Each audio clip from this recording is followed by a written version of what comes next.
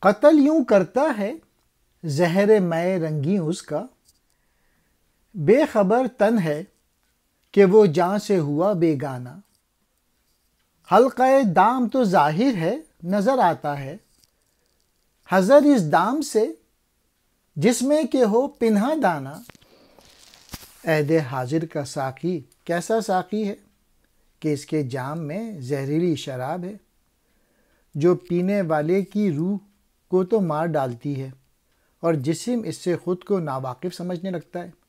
یعنی آدمی کی روح تو اس تہذیب کے ہاتھوں بیکار ہو کر رہ جاتی ہے، جسم بھی اپنی مختلف خصوصیات کھو بیٹھتا ہے۔ یعنی آج کے جو علوم ہیں اور فنون ہیں اور جو تہذیب ہے اور یہ جو معاشرہ ہے اور فکر ہے اور فلسفہ وغیرہ، یہ بظاہر بہت خوشنما اور دل فریب ہے، لیکن باطن ابلیس کی شیطانیت سے بھی بدتر ہے، جو انسانی قدروں کی تباہی کا باعث بن رہا ہے۔